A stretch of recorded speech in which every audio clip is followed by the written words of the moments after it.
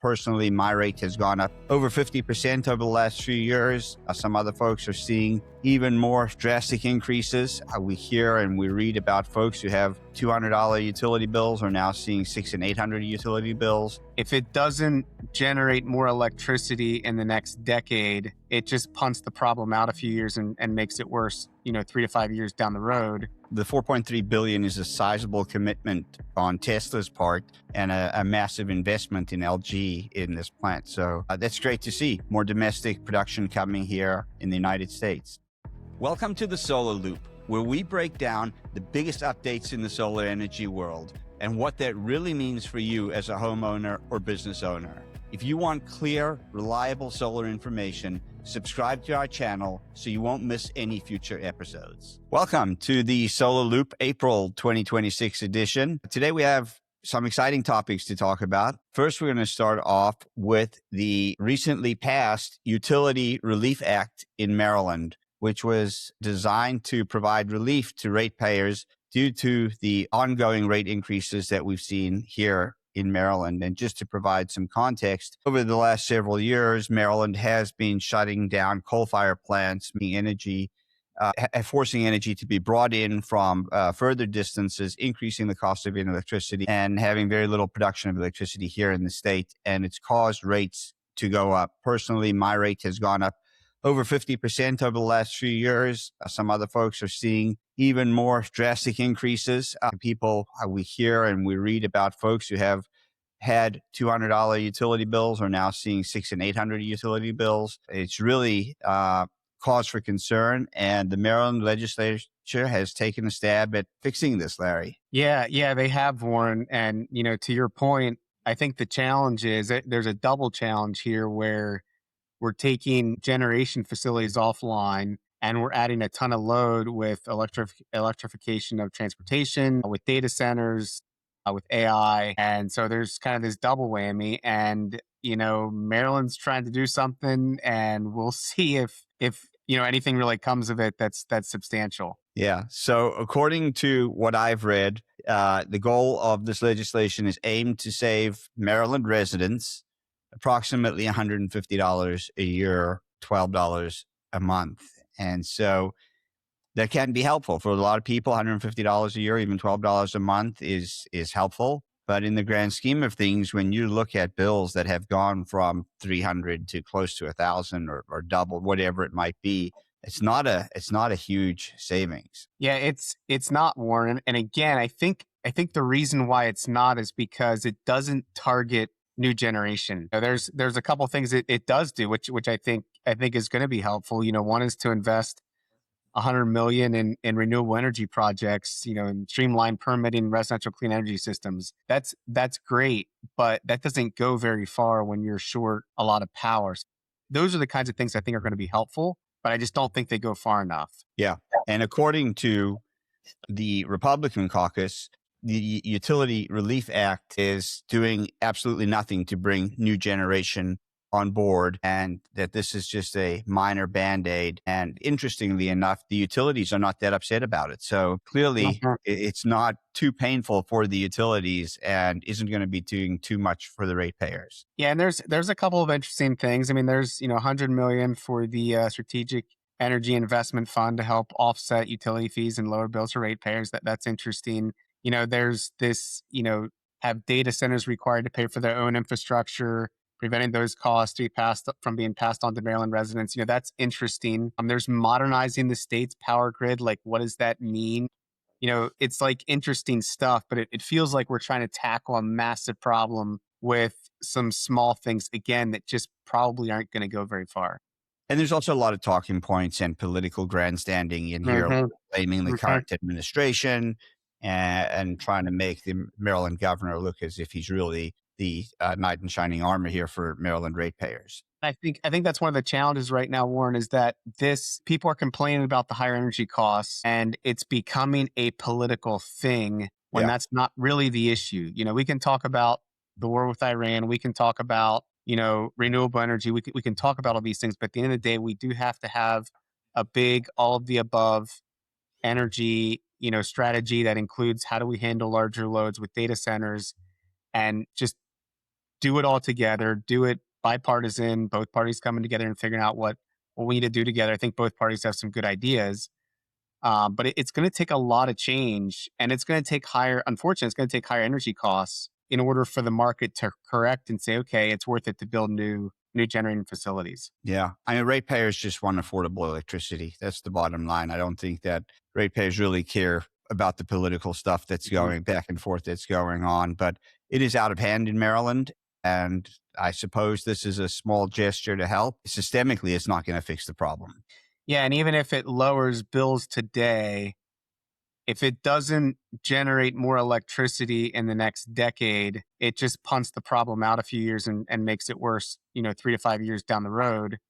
When unfortunately, like I said, we got to give the new generation facilities that price signal to say this is going to be worth your investment to make these new facilities, whether it's renewable energy, whether it's natural gas, whether it's nuclear, whatever it is. This is going to be worth the investment to do that, and that's higher costs for a time until we get on top of enough facilities out there to match the rising demand. Yeah. It'll be interesting to see. Hopefully, Maryland can lead the way, but it's not looking promising. Super. Well, let's talk about some more exciting news. More domestic manufacturing in the solar world here. We've seen three things recently. Suniva is going to be opening up a new plant in South Carolina. Franklin Home is increasing their production here. And then Tesla and LG starting a partnership as well. So let's talk about Suniva. Open a second facility in South Carolina. Yeah, and this is not a small thing, Warren. I mean, it's only been now what 2 or 3 years that we've really seen this renaissance in solar manufacturing in the U.S. We've talked about it numerous times, Yeah. but this is kind of another level when you start making the solar panel cells in the U.S.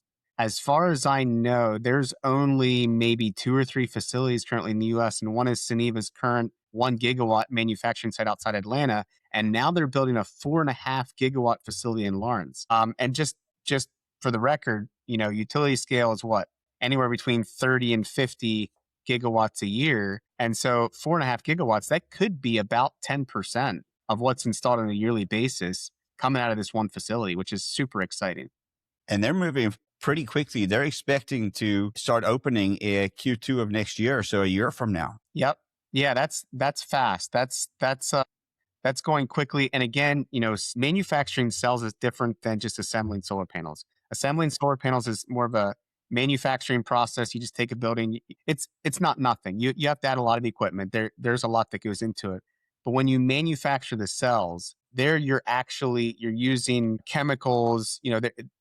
There's a lot more in-depth planning and facility preparation that goes into that. As amazing as some of these facilities, and we've toured them in Phase and others, where these manufacturing plants, they're just taking parts in a very systematic way and assembling those parts together. When you start working with raw materials to build the actual cells, it takes it to a whole nother level. Yeah, what I like about this is, the quote in the article from Solar Power World, the quote from South Carolina Governor Henry McMaster, where he calls out that, hey, Suniva's putting down roots in South Carolina. They're making opportunities for the workforce there. Not only do they have this facility in South Carolina, just 30 miles, approximately 30 miles south of this facility is ES Foundry with 3 gigawatts of cell manufacturing right there in South Carolina as well. So it seems like the state has embraced it, and all in with Suniva and ES Foundry, that's like 8 some gigawatts a year when that's all up and running. And this is an exciting time. It seems as if Suniva's gotten over the hump. I mean, it hasn't been a linear trajectory for them. It's been somewhat of a rocky road. They started in 2007, and in 2017, they had to put the brakes on because they were just being outpriced by foreign imports. And then they opened back up in 2024. And since 2024 and now, things seem to have taken off, and they're in a position now for some substantial growth. And I want to highlight there too, part of the manufacturing renaissance here really has been the IRA bill, which said, okay, we have to incentivize manufacturing and we have to incentivize customers that are using more domestic content. And, we're really trying to push that with our clients to say, hey, use domestic content, get the higher incentive. Let's get this manufacturing back into the US. Let's bring it in house so it's not a concern, with how we're viewed, or our relationships with foreign countries. Let's bring that here because energy is going to be huge in the next decade or two. All right, moving on. Let's talk about Franklin Whole Home Energy manufacturing here locally as well. Yeah, so it's really kind of cool to see Solar Power World actually visit the facility out there in California, where Franklin is manufacturing batteries. Which this is an even newer thing than solar panel manufacturing. This is only in the last year or so that companies have really talked about actually making large scale batteries in the U.S. So pretty cool to see. And what I thought was really remarkable was this quote in the Solar Power World article that talked about that they see storage attachment rates nationwide increasing to about a 40% attachment rate. But we're not seeing that here in our area, but that is pretty incredible to forecast that for this year. That's a ton of storage. Yeah, and that's always the concern, right? So Franklin, they can make 30,000 batteries annually at this facility. And then this year they're expanding that to 120,000 units. And that's if they're running 24/7, 365. That's around 14 batteries every hour. So after that, it's like, okay, well, what happens if the market contracts? And lo and behold, the market's contracting. But the residential market's contracting, but the attachment rate, like you mentioned, Warren, is increasing and potentially going to be 40% or more in the future, which I think means that even as that market contracts, the battery attachment rate increases. I think companies like Franklin are going to have a pretty good runway to keep making a lot of product in the US. They're very well positioned. And you make a good point, Larry, because residential market, the ITC's gone away for solar, but not for battery storage. There's still the tax credit available for batteries, and residential electric rates, as we just talked about, are going up everywhere. It's going to be years. So Franklin Hall Home is in a really good position to take advantage of this opportunity. Yeah, and just to clarify that, Warren, so, like you mentioned, the residential tax credit went away. That's 25D. That's residential solar storage. All that went away. 48E is still here a little bit for commercial, and then commercial storage can still get the tax credit for a couple years into the future. So, Franklin, I think, can play well in both the residential and in the small commercial. And I think they're going to have a lot of demand for their product. Yeah, great point. Thank you for clarifying that, Larry. Let's talk about this last one, which is really interesting, a partnership between LG and Tesla in Michigan. LG has kind of had some ups and downs themselves. And, we used a few of their batteries way back in the day, Warren, with some of our SolarEdge systems. And Tesla, to be honest with you, I mean, they've had their ups and downs too. And so it's really cool to see these two companies. I think they're both great companies. It's cool to see them partnering in Michigan. And the cells that they're making here, Warren, will be used in the Megapack 3, which is more of a utility scale battery, not necessarily for residential, but more on the utility scale side, which is hugely needed here in the US. Yes. And it's going to be which I had never heard of, a prismatic battery, which is more of a flat design. Yeah, it looks like they'll be able to make a couple of different technologies here. And I think that's also critical for battery manufacturers to be flexible, because technology is going to come and go. We're always going to, as installers and, for our customers, we're always going to gravitate towards the most efficient and cost-effective product that we can. And so I think for them to be flexible and to invest a lot of money into this, I mean, we're talking $4.3 billion supply contract that Tesla has with LG. We're talking a lot of dollars here to go into the manufacturing facility and hopefully into R&D and have them continue to improve the product.